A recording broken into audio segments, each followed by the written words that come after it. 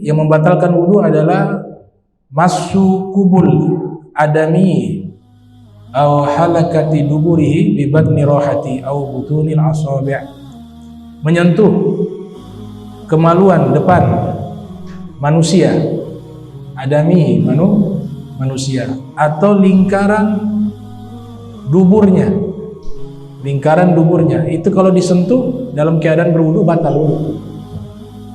Nah, dalam perkara ini di dalam kitab Bidayatul Mujtahid memang ada perbedaan pendapat. Yang pertama, Ibnu Rushd menyatakan menyentuh kemaluan dengan tangan bagian dalam itu membatalkan wudu. Ini pendapatnya Al-Imam Syafi'i, pendapatnya juga daripada Al-Imam Ahmad bin Hanbal dan juga Al-Imam Daud Az-Zahiri. Pendapat yang kedua, menyentuh kemaluan baik tangan bagian dalam ataupun bukan tangan bagian dalam itu tidak membatalkan wudu sama sekali. Itu pendapatnya Al-Imam Abu Hanifah.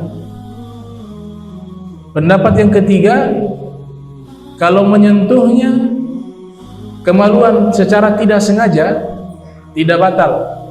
Kalau sengaja batal. Ini salah satu pendapat dari mazhab Malikiyah, dari Al-Imam Malik bin Anas rahimahullah. Jadi secara global ada perbedaan pendapat. Nah, kita menggunakan mazhab Syafi'i, otomatis menyentuh kemaluan bagian depan dengan tangan batin bagian dalam itu membatalkan wudu. Jadi kalau bagian luar tidak batal. Alasannya adalah karena yang bisa merasakan sentuhan itu tangan bagian dalam. Kalau bagian luar tidak merasakan.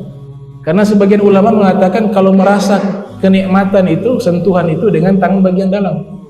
Bagian luar tidak. Maka mazhab Syafi'i mengatakan kalau tangan bagian dalam ukurannya ditempel seperti ini, yang saling menempel satu dengan lainnya, kalau terkena kemaluan itu batal. Tapi yang pinggiran-pinggirannya tidak batal, apalagi bagian luarnya tidak batal. Itu di kemaluan depan.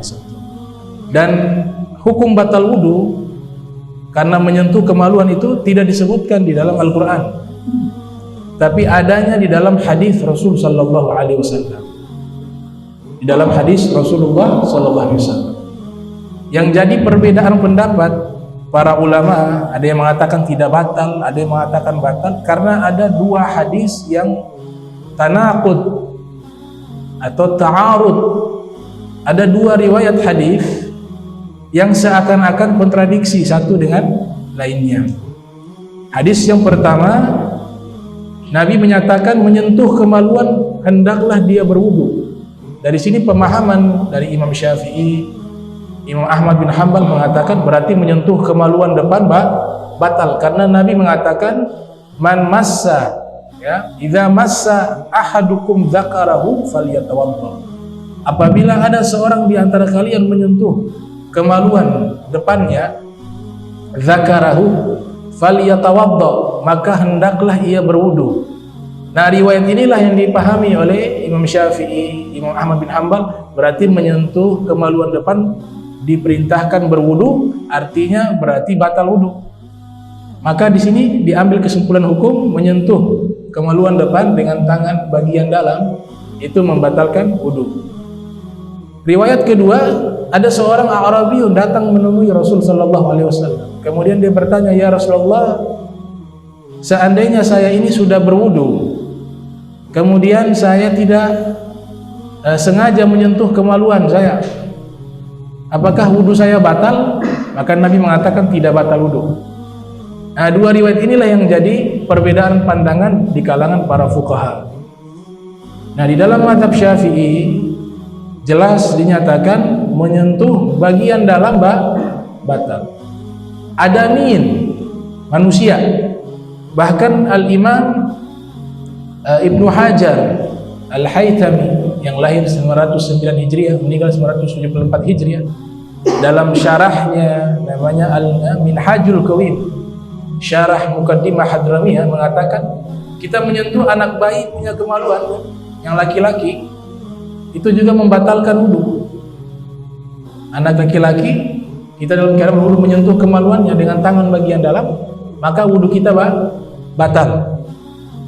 Al-Imam Nawawi rahimahullah yang lahir 631 Hijriah meninggal 676 Hijriah dalam kitab Al-Majmu' mengatakan perkara ini khusus untuk sesama manusia.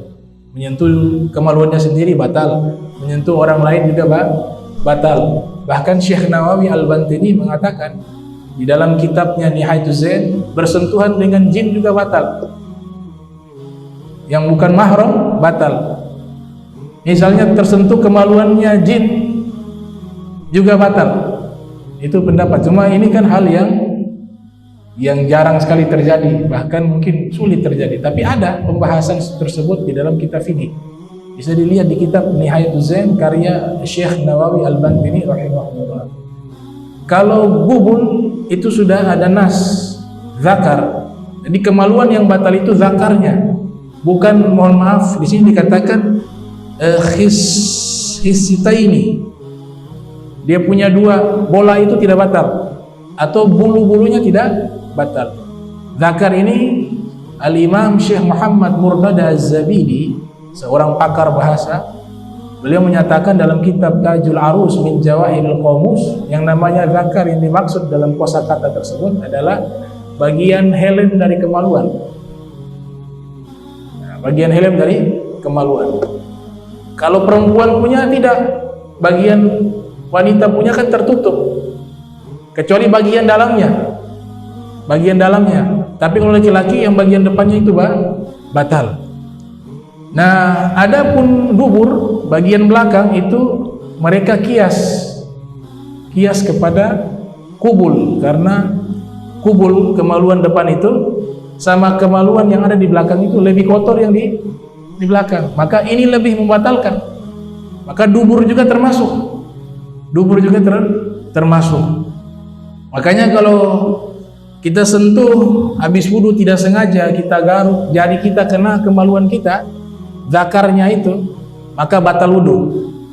Atau dia lagi cebokin anaknya laki-laki, tersentuh kemaluan anak laki-laki, batal wudu. Dikecualikan hewan.